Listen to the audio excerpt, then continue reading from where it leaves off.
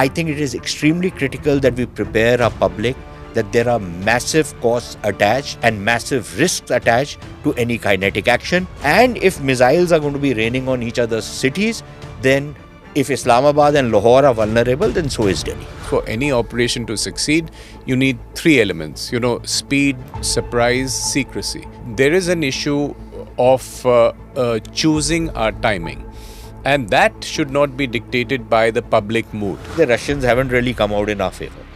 And this is something that we should ask of our foreign policy establishment, that, we have been saying Russia, Russia, Russia. And we have been also insisting that if tomorrow we have some kind of a tiff with the Chinese, then will the Russians stand with us? And there has been a body of opinion which said, yes, the Russians will stand with us. But now my question is that, damn, they have not stood with us on the Pakistani thing. Why will they stand with us on the Chinese thing? How do you explain the US Secretary of State who turns around and tells India to work with Pakistan? We have to fight this battle on our own. And when you escalate, you have to be prepared for the worst case scenario, which is of a uncontrolled escalation, where you could even be fighting a full-scale war and have both the capacity and the intent and the political will and the national will to be able to do that. फायदा क्या हुआ YouTube ban करने का अगर वो Indian TV channels पे आ सकते हैं उनके बंदे? Under normal circumstances, okay, fine, you are having a normal debate, it's fair enough. But these are not normal circumstances, these are extraordinary circumstances. The other thing is on this whole YouTube and the other bans which are being put. Look, one, you certainly hit at their revenue stream. You cannot try and utilize my market and carry out poisonous propaganda against me and make a profit out of it. I'm not going to allow it. This episode is powered by easemytrip.com. Namaste Jai Hind, you're watching or listening to another edition of the ENI podcast with Smita Prakash. My guests today are Sushant Sareen of the Observer Research Foundation and Ajay Bisaria, former Indian High Commissioner to Pakistan. The conversation today is about all things Pakistan. What are the kinetic and non-kinetic options available to India and Pakistan, and the humanitarian situation at the border? Thank you, Ajay. Thank you, Sushant, for coming on the podcast to discuss all things Pakistan. I want to begin by asking you, there's so much of news which is coming in via channels, via social media. There's this one group of people who say, Jaldi se, while the iron is hot, India should attack Pakistan in one way or the other, whether it is a surgical strike or whether it is all out mobilization of troops and go and do a ground assault, air assault, naval assault, whatever. But while the iron is hot. Another line says that get prepared, be ready, prepare your people for it. But in that, what can happen is that the tempo might go. You will do business, politics, and all this will go. And then Bihar election will come and sub election mode pe ho jayenge. So I want both of you to begin. I'll begin with Ajay. Aap start kare and tell me what you think about it. So, the way I would frame it is that you need to be clear on your objective. What is the objective? The objective is part one, accountability. That those responsible for it and their sponsors will pursue to the end of the earth. And the second objective is deterrence. I don't want another Pahalgam.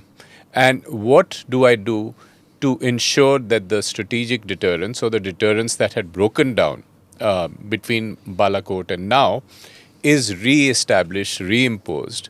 And secondly, that, it is a credible deterrence or it at least escalates the cost for the people I know are behind it, which is the Pakistan Army.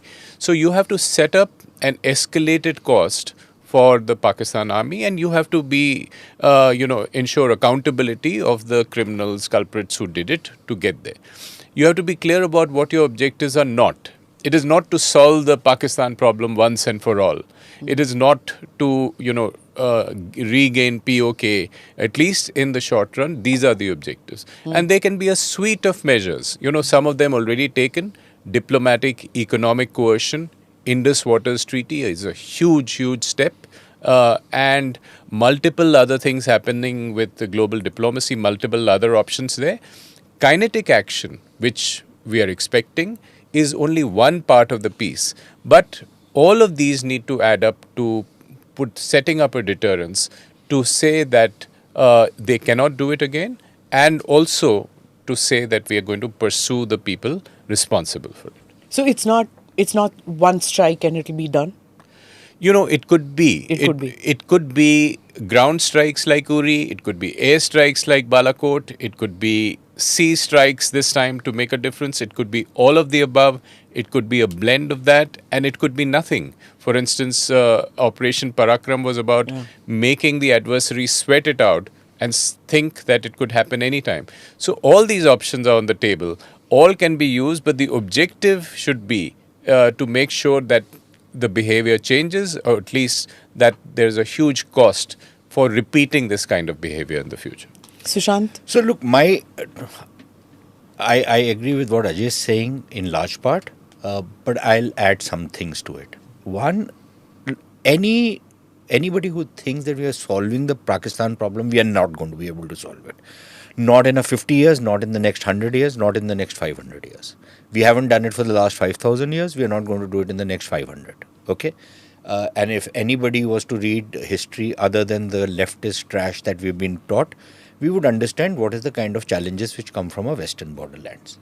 Having said that, I agree with Ajay that what we really need to establish right now is deterrence. That's broken down. We also need to establish that we don't have the kind of threshold that the Pakistanis imagine we have.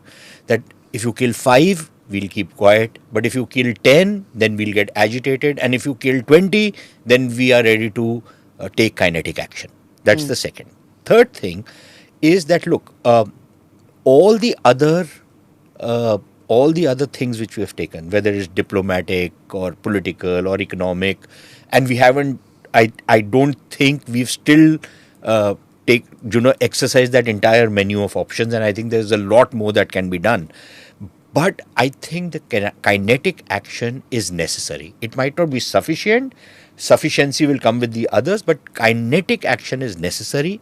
It is necessary not only to target Pakistan army, but also the Pakistani society. They also have to understand that what their army does. And for too long we have given this long rope distinguishing between the state and the society. State being the Pakistan army, there is no other state in Pakistan. The Prime Minister, like I often say, is a chaprasi. He has no worth to anybody, right? The Defence Minister is even lower. He is probably, something even lower than that. Who said we do the dirty work for Defence Minister? For Ajay America. knows it. Defence Minister is not even a rubber stamp. He's worse, right? So it's the state and the society that we have to target. That this is unacceptable behavior. That we are not going to stand for it. So I would imagine it is, and from an Indian point of view, the worst thing anybody in India can do is to take action, especially kinetic action, either out of anger or out of some kind of expediency. It has to be carefully thought out. It has to be very carefully understood that there will also be an attack from the other side. And until and unless you're ready to go up the escalation ladder and challenge them, you lose the plot. So for example, whether it was Parakram, and this is the other problem, that all the things which we have done so far worked up to a point and then no further. Parakram worked until around 2005-2006, by which time the Pakistanis had started doing the train bombings and the various other bomb attacks, Indian Mujahideen and all that trash had started happening. We go up to 2008, then they do a Mumbai. We do nothing. You go up to Uri, we do surgical strikes for 2 years, there's relative peace, and then Pulwama happens. We do Balakot, and then again, there's an open discussion which we can have if we want to, that it had a very limited impact. It had an impact in the sense that we challenged them, but the Pakistanis also hit back, and then we did not go up the escalation ladder. So the Pakistanis thought they had established deterrence. We thought we have delivered a message, and there was a limited utility to what had happened. So now we need to break that pattern, and we need to do something much more. What we intend to do, I don't know, but be prepared. And I really find it strange that while I'm all for kinetic action, and I think it is unavoidable if India really wants to make a point, but I think it is extremely critical that until and unless the people on television cameras, either to get TRPs or because they think it makes them popular, retired people, all kinds of other people, who are screaming for some kind of action, I think it is extremely critical that we prepare our public that there are massive costs attached and massive risks attached to any kinetic action. And it's not only the soldier on the front who's going to be fighting this, all of us will have to pay a price in one form or another. And if missiles are going to be raining on each other's cities, then if Islamabad and Lahore are vulnerable, then so is Delhi. I'm going to come to that point with you about preparing Indians for casualties which could be military in nature as well as civilian. But before that, one point which Sushant said, you said we have to target state and society. Why should we target Pakistani society? Because Pakistani society subscribes to what the Pakistani state does as much as anybody else. It's not as though the Pakistani society is very nice, loving people, all very caring. Just because you go to that dump called what is that, Anarkali Bazaar, and some shopkeeper does not take 10 rupees from you, does not mean that he is well disposed towards you. It's just something that people do. It means nothing, just because somebody says, okay, you've come and sat in my rickshaw and I'm not going to take money. Then if my approach towards a country and a people is going to be colored because some lowlife didn't take 10 rupees from me, means nothing. It does not change how that country and how those people think.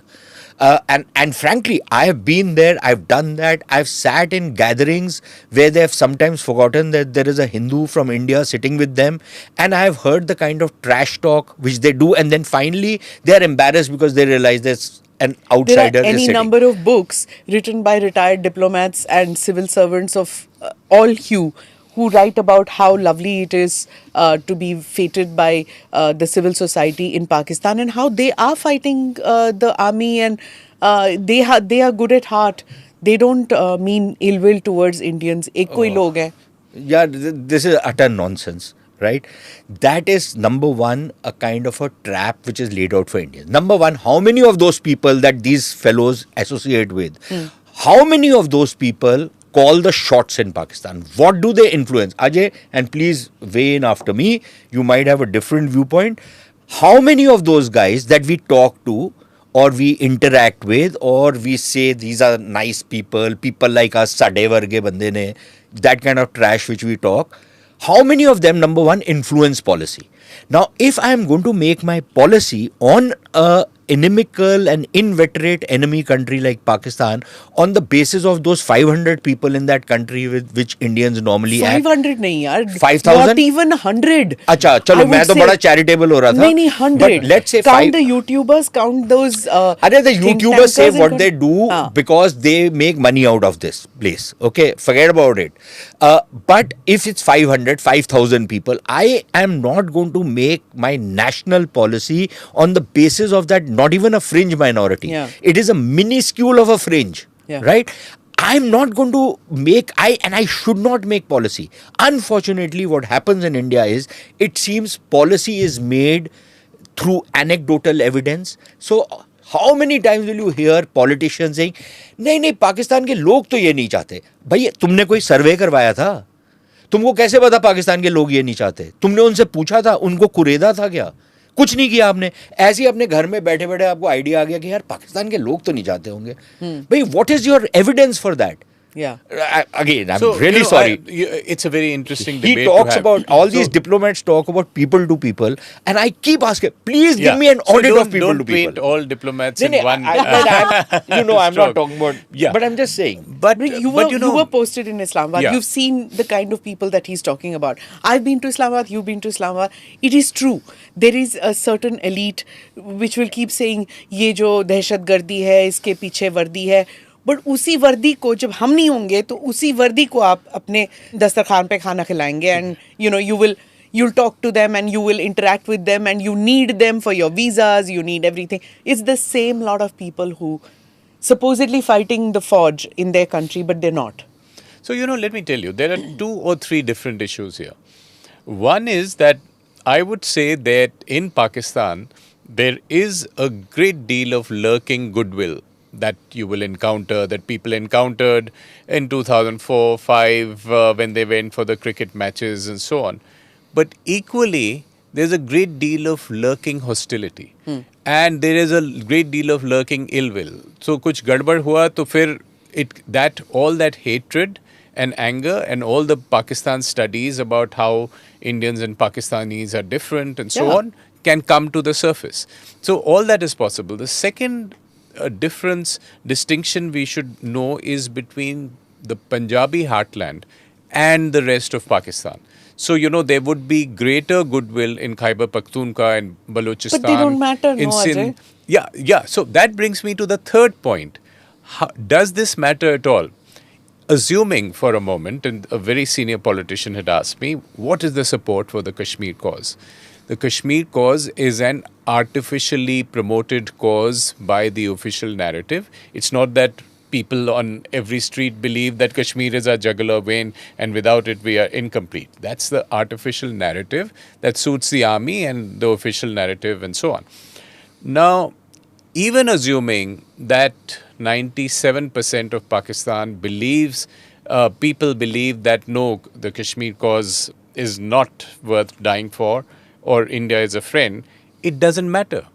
It doesn't matter because the ruling elite, the feudal and army elite, is immune to the views of the people in a country which is not at all a democracy. I won't even say a flawed democracy, because the people's will is not being expressed. So if you assume that, the people have a lot of goodwill and they like their counterparts and so on, but they are not voting the party of their choice which shares that viewpoint. They are not voting the Sharifs into power to say, okay, do the Jhappi Pappi with India, that's why we are voting you in. They are simply exercising their vote for whatever reason, and the army takes over and the army tells them, look, we are the arbiter of the India relationship. If we have to attack India, if we have to do terrorism in Kashmir, we do it. It doesn't really matter what you say. So, I would make that argument that it doesn't even matter. I mean, we can keep debating whether it's that dinner you had with a nice person was real or faked.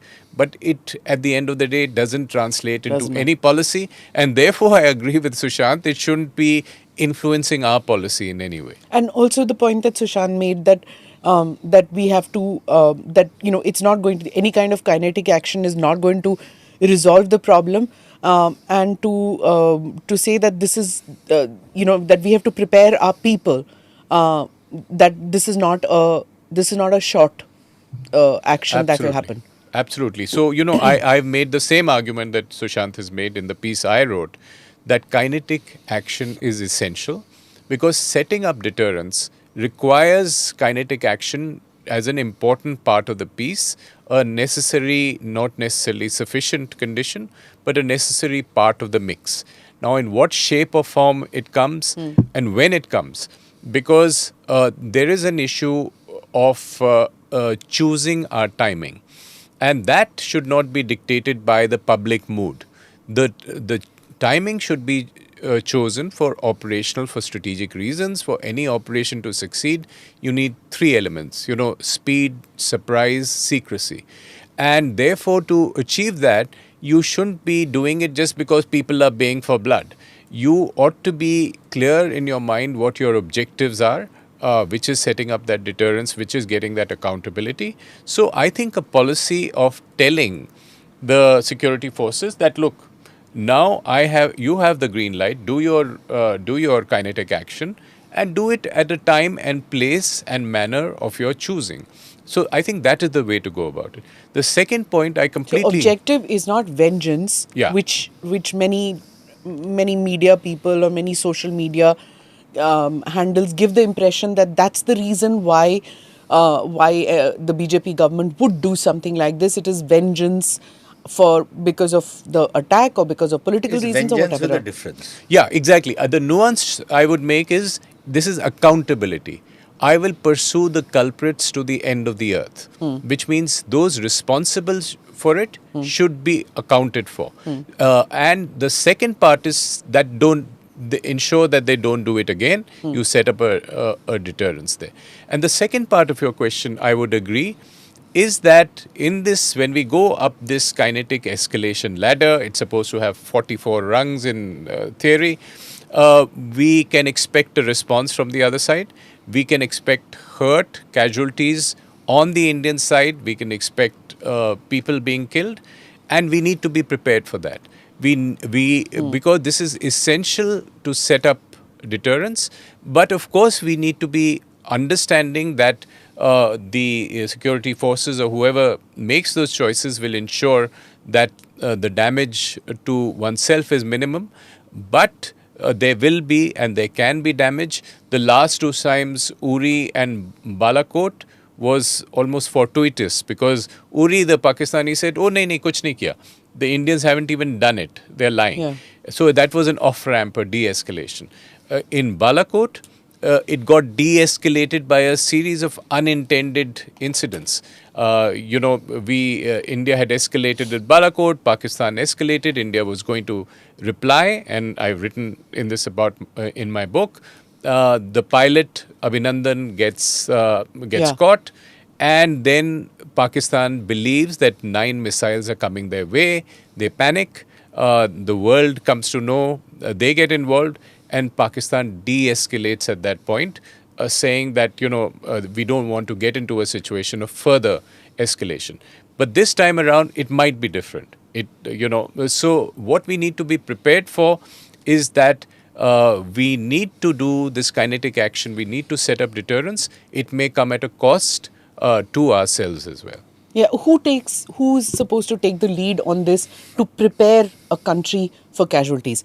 We remember the casualties, at least my generation does, all of our generation. Remember the casualties of Kargil, we remember the casualties of the Sri Lanka operation that happened, not called a war, but then the operation that happened.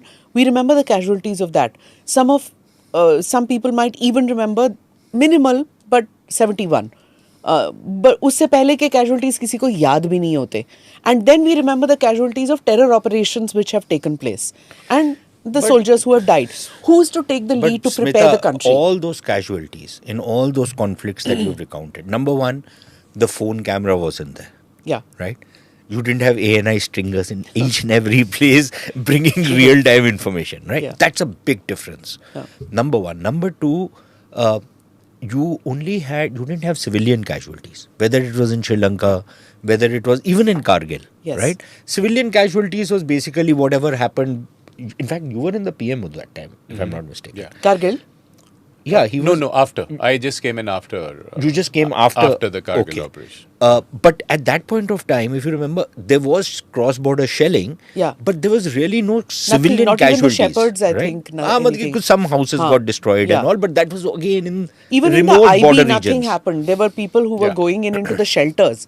But it was the first televised war. It was the first televised But war. the body bags are now more visible. Yeah. That is the point I think Sushant is making. So one, and this time around, we don't know whether it's going to be counter force or counter value targets, right? You could be attacking maybe cities. Maybe you are targeting some place which is in the middle of a populated area, and there is, for example, a Murid Ke. I'm just dropping names. Yeah. There's a Murid Ke or Aapke that muh mein ghee Bahawalpur shakkar. Madrasa or any of these. Haan. हो सकता है that something might go awry and there are civilian casualties. Similarly out here. So we need to be more prepared this time. It will not be like, I don't expect it to be. It might just as well be, but I don't expect it to be what it was, what earlier conflicts or skirmishes were like. It's probably going to be different. Also remember that, in the past wars, for example, they were mostly around the border regions. Okay, maybe Karachi was attacked, but then Karachi port was... Lahore bhi, Lahore, Amritsar also Lahore, happened. but not the cities. Not the cities. Not the cities, but and that also in the outskirts of the cities. In inner cities were not attacked. No. We don't know what is going to happen this time. And if you're going to be firing missiles, for example, or long-range artillery or saturation rockets or, smashes and all of that, you don't know what you're going to be actually hitting. Yeah, in you know? heavy It's not- populated areas, both ways it can yeah, happen. so we need to be prepared. I'm not saying that's the trajectory of things, but we need to be prepared. You know, people should not behave that war is good fun business, Yeah. and that it's like playing on, you know, our phones, and you know, we have a plane which is going to go and fire, and we can have all the equipment to dodge. No, there will be loss. There will be So loss of now- men and material. So, अब क्या होता है that the leaders, whether they are MLAs, MLCs, MPs, teachers, journalists, it's the job of all these people who are able to influence others to tell them that it's okay for you to say कि जंग होनी चाहिए, बदला लेना चाहिए, and once and for all खत्म कर देंगे. A military action doesn't once and for all खत्म करो militancy. Right? America has learnt it the hard way, and India will also probably learn the hard way कि ये खत्म नहीं होने वाला. As Sushant said, that it's not something that's going to end Pakistan, because Pakistan is like a suicide bomber. वो करता रहेगा. एक generation निकल जाएगा, दूसरा generation निकलेगा. But before we talk about that, one point which Ajay had brought up, that about the Sharifs. He said people haven't voted the Sharifs into power to take जपियाँ पपियाँ. अब इस बार there is Shahbaz Sharif. It's not Nawaz Sharif. It's Shahbaz Sharif who's there. And he was, if you remember, he was the chief minister of Punjab province when he was giving bags full of money, sending it to Murid ke. Yeah. अब उसका orientation और नवाज शरीफ का orientation बिल्कुल ही अलग है. अब you have Bilawal. पहले you used to have Benazir. अब ये Bilawal है. He is baying for blood. Is there a difference? How was Benazir any different? Please tell They're me. not. Yeah. I'm So just saying. we remember the Yeah. footage from the 1989-90, Jagmohan, right? हाँ. She was as Yeah. what, as crazy as her Yeah. son is, right? Yeah. Her father was no better. Yeah. So it runs in the family. Hmm. Okay. Again, with the Sharifs, for example, this guy Shahbaz Sharif is also infamous for going on a podium and saying, "Why are the Taliban attacking us? We believe in everything the Taliban believe in." हाँ. Okay, he was a chief minister even But then. आज he is a little confused कि Taliban believes in Aaj what? He doesn't know whether he's chief minister, prime minister, peon in chief, chapadasi in chief, what he is. He doesn't know what he is, right? There is no decision. He is basically fronts for a decision. He doesn't take any decision. So he is a completely irrelevant person as far as I am concerned. The only people who you have to look at is what is the Pakistan army doing. The civilian politician is worse than toilet paper as far as I am concerned, because they're worth nothing to nobody. तो वो Let Bilawal me add another क्यों thing. चीखे मार रहा है? Because Bilawal thinks that the more he behaves like in this, in with, you know, these hysterics which his mother and his grandfather used to do, the more he indulges in that, the more popularity he will gain, and you know, he will be then a possible replacement as and when a regime change has to take place. That he is proving to be an acceptable candidate for the Pakistan army, because you know, he is articulate, he is young, he is articulate, he can vibe with the rest of the world. So he is making that pitch. He doesn't have a hope in hell because they have no presence in Punjab. Right? This party is wiped out in Punjab. This party would have probably been wiped out in Sindh had they gone ahead with the water projects, you know, which they were going, and they've now suddenly backed off because they realized That Cholistan canals yes, also. Sindh will go up in flames, right? But this is the game plan of this character. The point is, my own sense is that, you know, with some honorable exceptions, but by and large, in Sindh, for example, we might have a few people who will be well disposed towards India. In Balochistan, certainly, apart from those quislings like Sarfaraz Bukti and others, bulk of the people would, you know, you can live with them because they are generally a very secular kind of people. Even in Khyber Pakhtunkhwa, even the more orthodox and conservative element in Khyber Pakhtunkhwa are people who you can live in peace with. Our biggest problem is the Punjabi Muslim, and then his camp followers from Sindh and others. Like, I'll give you an example. I don't know if you've ever met this lowlife. I now call him a lowlife because he actually lived in my house when he lost his passport in India. Najab. No, this third-rate fellow, Murtaza Solanki. This SOB... Pakistan TV or Pakistan Radio or something. Pakistan broadcasting Broadcasting, corporation में हाँ. इनका चेला है ना भुट्टोस का, इनका चमचा था. तो ये जब इंडिया आया था तो he had lost his passport, चोरी हो गया था, कुछ हुआ था. So he was at a loose end. He stayed in my house for 2 days, and I loathe myself why I even entertained this guy. Although I had been warned back then, be careful of this guy. He's a complete snake. He is one of those characters from Sindh about whom it said that if you meet a Sindhi and you meet a snake, kill the Sindhi before you kill the snake. I now realize how wrong I was. This SOB, he has the temerity to say this is a false flag attack. You bastards, you kill me, you kill my people, you butcher them in cold blood, and then you tell me I have done it to myself. They are so shameless. And these Punjabi Muslims, they are the worst because they are neo-converts, most of them, second, third generation converts, right? They retain all their caste, every characteristic they retain, and they Badwa have and the a chip others, on their shoulder to try and prove that they are the most, pristine Muslims, if you will. Unlike the others who are far more relaxed about their Islam. These buggers want to make everybody a good Muslim. So, frankly But speaking, what happened that Mohajir thing didn't come up? अरे यार, the Mohajir thing, they, पहले होता था ना? first they wanted to have a country of their own. So where they had a country, they migrated from here to there. Then they realized out there that the Punjabi doesn't have any use for these people. They are racially inferior to the Punjabi according to the Punjabi Muslim. So the Punjabi Muslim treats him like excrement. Then these guys took to terrorism. Then they got their butts beaten up. Now all of them are, being what normally people So like they these. have been incorporated by the Punjabi Muslims? For the time being, because they have no agency of their own, they have no political agency of their own, they are irrelevant now. They've lost the election, they were made to win, just like Shahbaz Sharif and Nawaz Sharif were made to win the election in Karachi. These fellows were made to win the election. They had no hope in hell of winning an election in Karachi, which was their bastion. But, in Pakistan, And it's it's the still guys not who safe for Altaf to come back.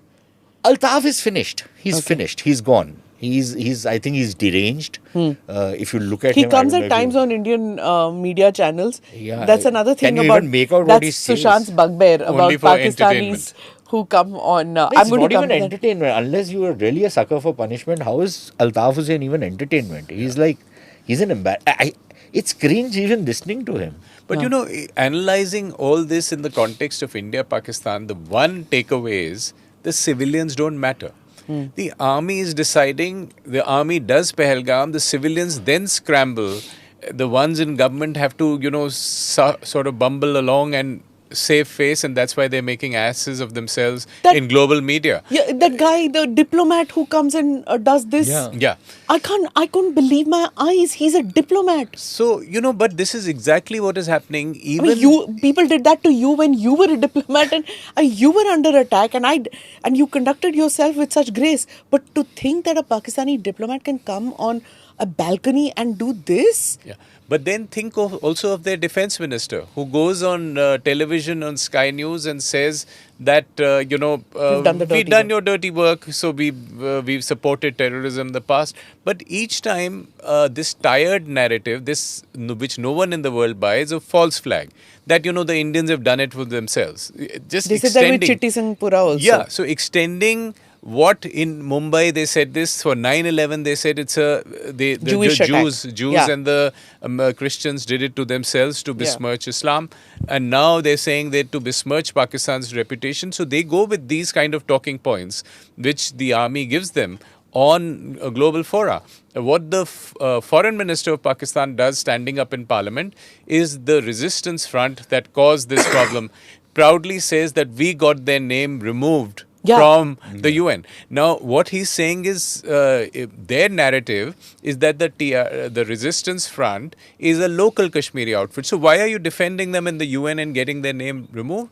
Because there's a clear connection they know that will be made between the resistance front, which is already made, and Lashkar-e-Taiba, and Lashkar-e-Taiba and the ISI and the government and the army. So Lashkar-e-Taiba, he's asked, the defense minister has asked on television, but don't you have the Lashkar-e-Taiba? He said, no, it's gone. Then what is Hafiz Saeed doing there? Why is Hafiz Saeed coming on television every few days? They said that outfit is all finished. So, the poor civilians are No, given that they these say, that terrible. they say that these are people who are now agitating politically. So politically we are a democracy. So freedom of speech and expression, that is the excuse for that lowlife Saifullah Kasuri and others.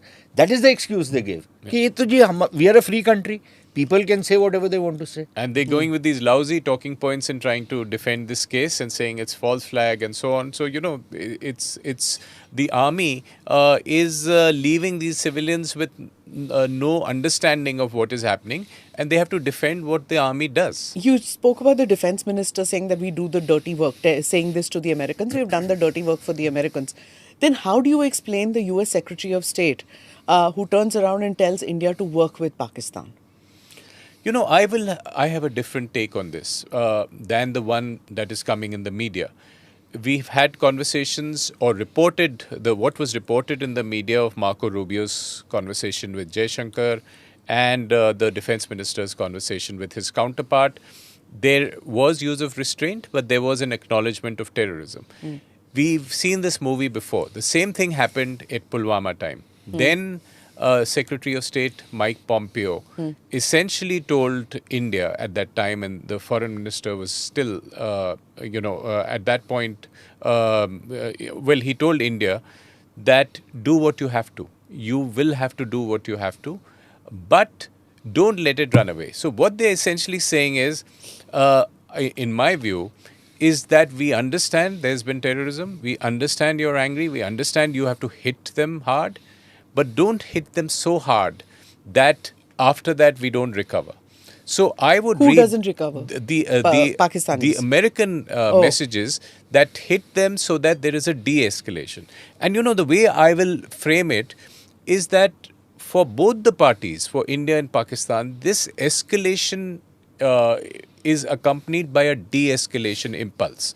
That the planners are thinking of, okay, we'll climb these rungs, we will kill, there'll be a counter, but at some point we have to think of an off-ramp and get out of here. Okay. And in a nuclear situation, and this is true of India, Pakistan, what happens is early in the game, the global players will step in to say, hey guys, don't escalate beyond this point. But there will be complete understanding for India to do the first level of kinetic action. But after that, there will be a move to say, okay, can you please de-escalate because we don't want this running away. Because you see, in the fog of And war... both countries, at some point of time, in spite of civilian casualties or military casualties, if at all it happens, will have the stomach to scale down? They will, in this conflict, have an instinct to try and de-escalate. But in a fog of war, anything can happen. Things can spiral out of control. So, you don't necessarily control the way it de-escalates. It can be an accident. It can be intentional. When Putin went into Ukraine, it was supposed to be a 3-day in and out operation to send a message. He's there 3.5 years plus. Yeah. When we had terrorism in Gaza, the Israelis' response, most analysts were saying, oh, this will go on for 10 days and after that, it'll die down and the Israelis will strike back and do it. They're stuck. So, there can be a quagmire, there can be a situation, but this is a new game. Two nuclear powers at it. There will be a de-escalation instinct.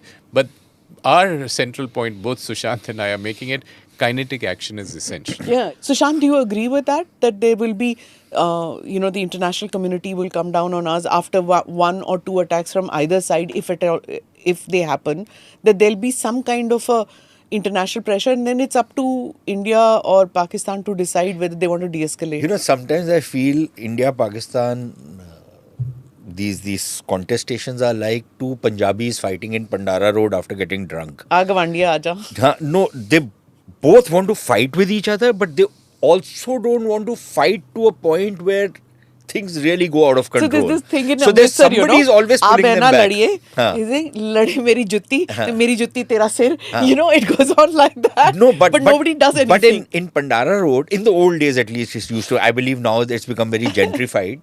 So there were these two Punjabis who were always fighting, each one telling the other one, don't touch me, otherwise you don't know what the hell, how much power I'll bring with me. Neither wants to fight beyond a point. and each one expects that other people in that area will pull them apart. So the fight won't happen too much. Sometimes I think India, Pakistan are behaving like that. One.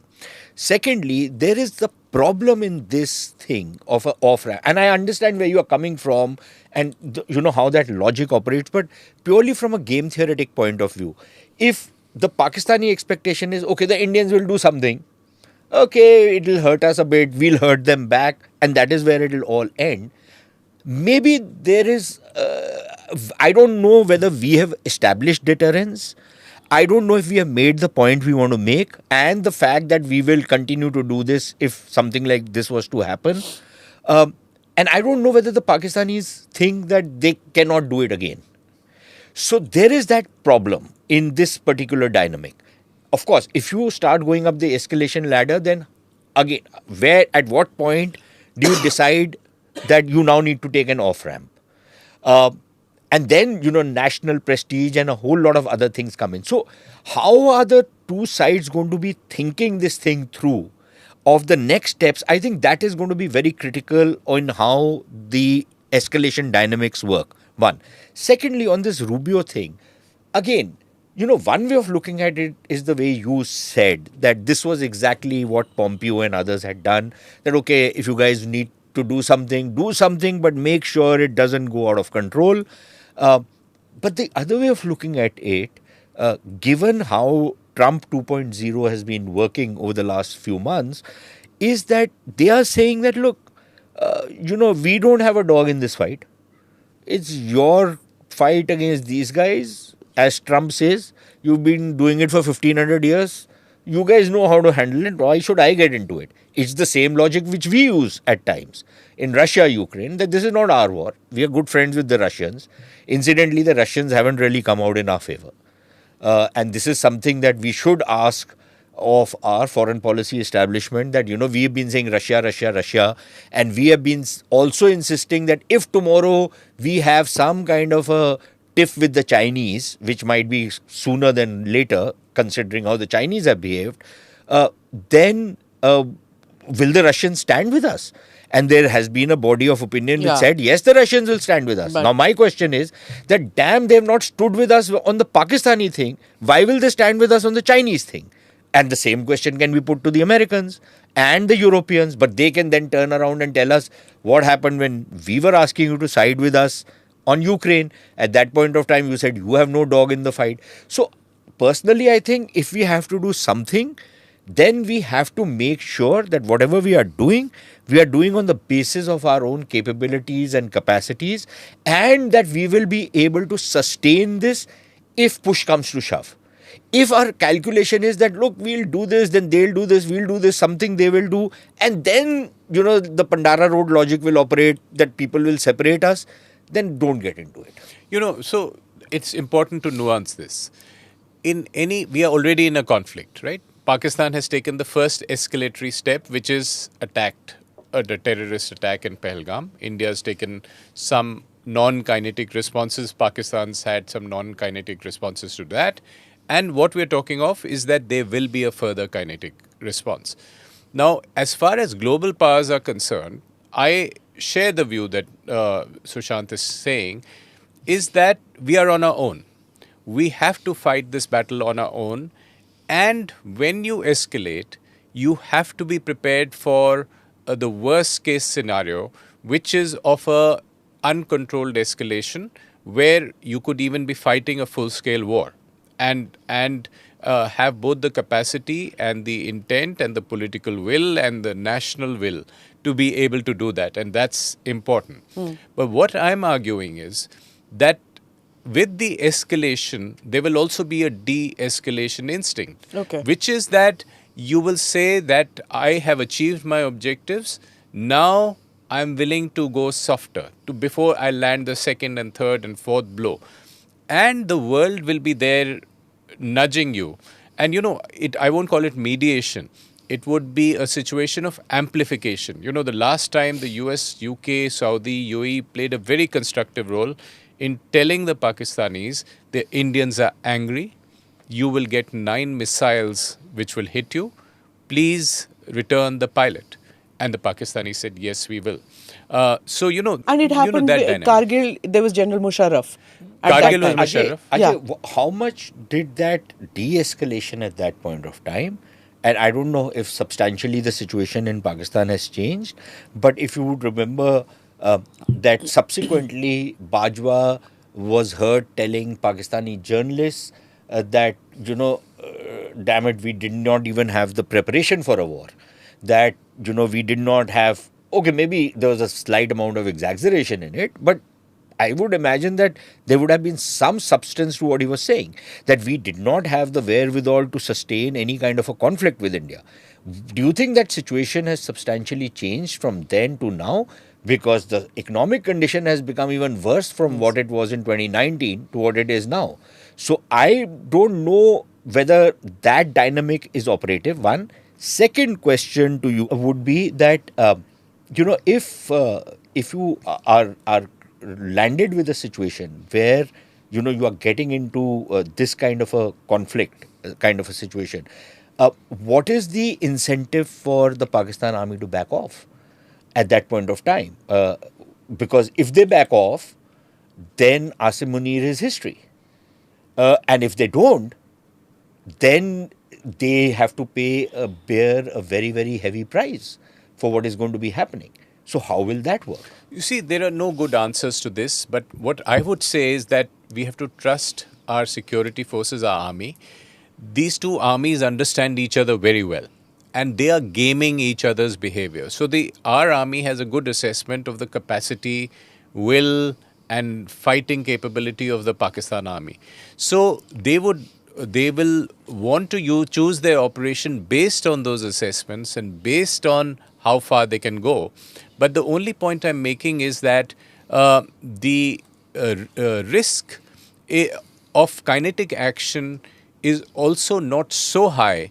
It isn't necessary that kinetic action becomes a full-scale war, because there could be an attempt on both sides to land those blows, or and then after that say that I've achieved my objective and back off.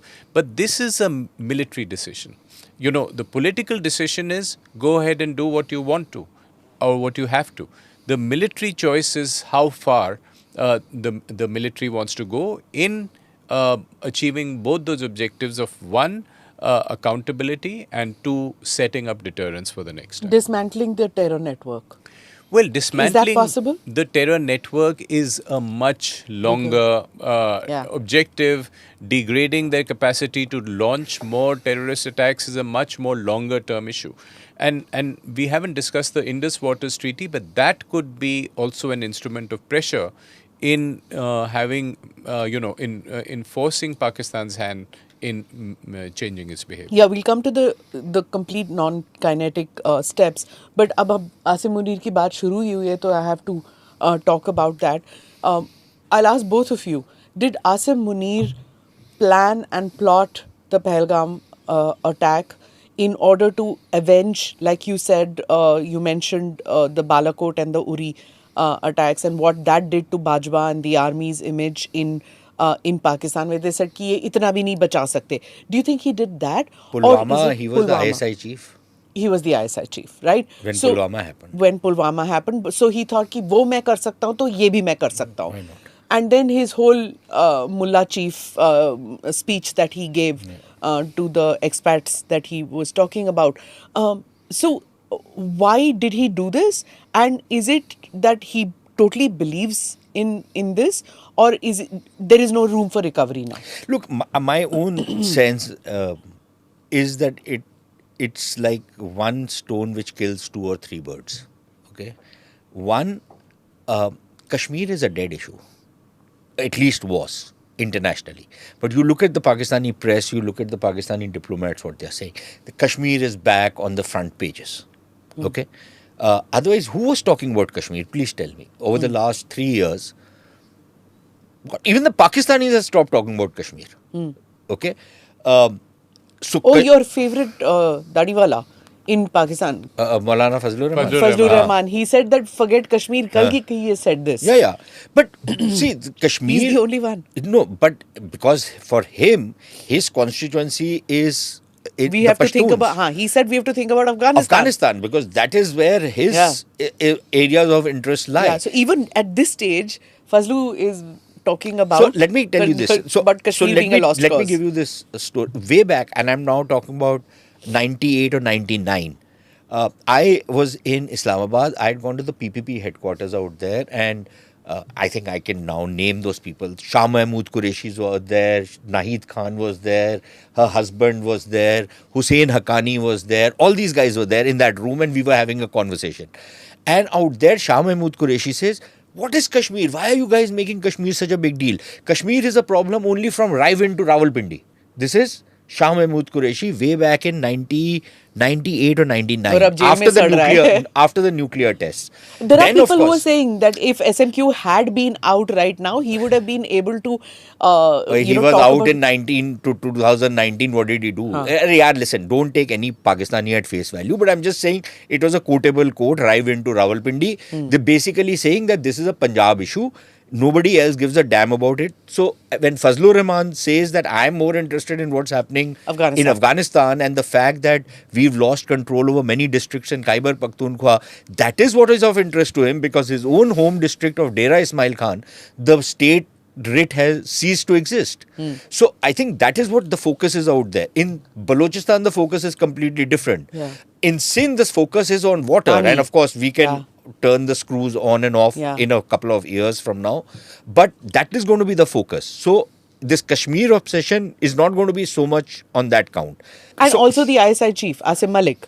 He comes in. But too. look, so one is the motivation was Kashmir. Okay, nobody was talking about it. The second to my mind is this whole thing that the Pakistanis have been carrying out this propaganda for the last 5-6 years now, even longer, that what was happening, or this upsurge in both KP and Balochistan, India is behind it. Ra is behind it. Okay, so they've been blaming Ra. Now, they say Pahalgam is 400 kilometers, so how could anybody come to Pahalgam? But look, you know, We can go Quetta or Kech or Tump or any of these places, that is 1400 kilometers away. How do you expect me to go out there? Okay? Or, you know, in KP, in Dera Ismail Khan. So, unless you are saying that the Taliban are sending Indian Ra agent out there, I don't know what you're talking about. So, blame the Taliban, don't blame me. Blame the Iranians, don't blame me. Okay, but logic and Pakistani, Punjabi, Muslim don't go together. So, the second is that this is payback. And the third, and I would imagine the most important, is the fact that the Pakistan Army's name has been mud for some time. Nobody has a good word to say about Pakistan Army except the hangers-on. And the Pakistan Army, no matter what it tried, politically they were getting no traction. And of course, the puppets which they have, the Shahbaz Sharif and others, no traction whatsoever. They were losing support. Now, nothing rallies people behind an army than a confrontation with India. So I would imagine that has been the third reason, and perhaps as of now the most successful reason. Whether now they've calculated the economic costs of what they're trying to do, the political and diplomatic costs that are not going to go away in a hurry, that they will continue to be extracted. अच्छा, अब इनका attitude वो है जो एक cycle वाले का एक मर्सिडीज वाले के साथ होता है कि मेरी तो साइकिल है, तेरी मर्सिडीज है, so if I hit your Mercedes, you will have to spend maybe 1 lakh of rupees to fix it. मेरी तो साइकिल है, it's just maybe 1,000 rupees. The point is, I have my 1 lakh to fix it. You don't have the 1,000 to fix yours. ठीक है ना? So there is that difference, but the Pakistani mind does not understand it, But cannot then, process. like Najam Sethi said on his show that, you know, if it's a short war, India and Pakistan are equally eyeball to eyeball. हम लोग कर सकते हैं. पर अगर if it's a long haul situation, हम तो नहीं लड़ सकते. Well, he's not an oracle of any sort. फिर हम एक न्यूक्लियर ठीक है बॉम्ब ना? भेजेंगे, हमको क्या फर्क पड़ता है? हम तो है So he. this is typical Punjabi bluster. Okay, this nonsense which these Sethi Peti type of people do. Bloody low lives. I don't know. Was he a friend of yours? He's a real third-rate fellow, anyways. Because he's again one of those Yeah, false flag attack. Ra did this. You know, these third-rate fellows. अपने बेटे को he was chasing a former Indian High Commissioner all the time. Please protect my son, keep him in India, give him long-term visa. I don't know if you must be aware of it. I'm sure you don't want to say anything. You're a quintessential diplomat. I am not. But We wouldn't have guessed. These third-rate fellows were looking for, they look for refuge in India. Now suddenly this fellow is turning around and bad-mouthing us. So I don't trust these fellows at all. They're such third-raters. These are the kind of people who will tell you that we are friends, and then stab you in the But back. he was a moderate. He was. Yeah, look, that is all an act. There is nothing called a moderate Punjabi Muslim. There is nothing like that. It's all an act. Have you scratched these people at a point of time? Have you sat in their conversations when they're talking to themselves? I have sat in those conversations when in their moment of madness they forgot that there was a Hindu Punjabi sitting out there who could understand the language. I have sat in conversations with many of these characters. I know what they are all about. I would say the reasons Sushant was listing, right, for why it happened: Kashmir cause, internationalize it, prevent India from getting it away with a narrative of normalcy in Kashmir, revenge. What he mentioned was there has been talk even there that आपने Jafar express किया तो हम पहलगाम कर सकते हैं. So almost an admission of that kind. But also the larger dynamic is that when an army chief is internally weak, it helps him to mobilize, to get into a skirmish with India, which he feels helps him mobilize the country around him.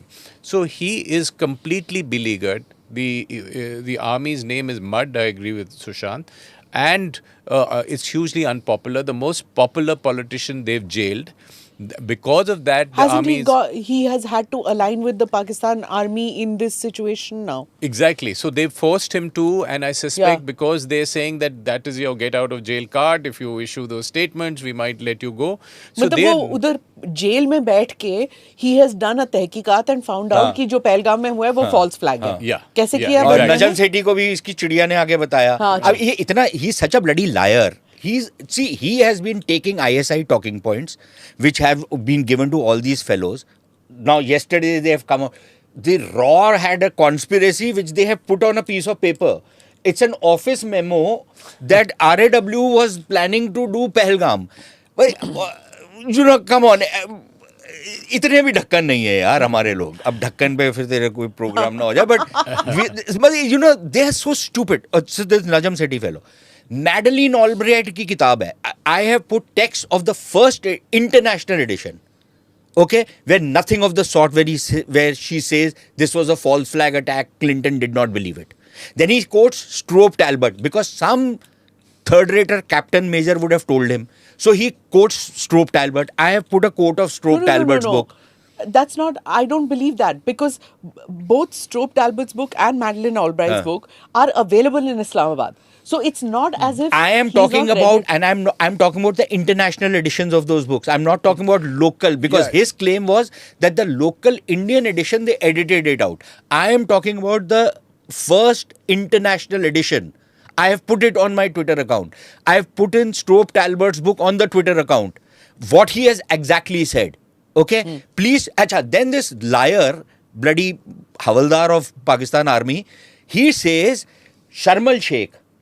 That Sharmal Sheikh, we, India, had said you don't do anything in Kashmir and we will not do anything in Balochistan. I have put the whole Sharmal Sheikh declaration. Please tell me where that declaration even mentions the word Kashmir. No, I was there in Sharmal Sheikh when this document Kashmir was signed. word is not mentioned. Balochistan के बारे में भी verbally बोला था और उसमें document में डाल दिया था. क्या डाला क्या था? हाँ. That the Prime Minister Gilani has informed the Indian Prime Minister of certain developments in Balochistan. But now, I can tell Ajay of certain developments in Gurgaon. What does it mean that Ajay is involved in Gurgaon? Yeah, but Ajay it was the first time. No, but this is classic. Yeah. They say sow some doubt. क्योंकि क्या करो? It is bad scholarship, bad English, bad, it doesn't survive one little scrutiny by any fact checker. but sow some doubt, and it's only for a domestic narrative. और कितने लोग पढ़े लिखे हैं वहाँ पे हाँ. जो ये अच्छा कल इसने तो पता ये क्या किया global है? narrative नहीं है. It's हाँ. not to tell the world Yeah. that this is Clinton admitted. The Americans know what Clinton admitted. Clinton came and condoled and said, "I'm so Yeah. sorry Yeah. that at my arrival this happened," and condemned Chitty that Singh Pura terrorism. you're Blah blah. talking about, Chitty Singh yes. Pura. And what about? And they skipped through all the others. What about Mumbai? Yeah. Are you also saying Mumbai was false flag? That's what Your they're repeating. former counterpart Abdul Basit, that shameless fellow, says it all the time. Exactly. Unbelievable, So that because the directive has come from ISPR कि सब बोलो false flag. और ये अब मेरे को समझ नहीं आता दिस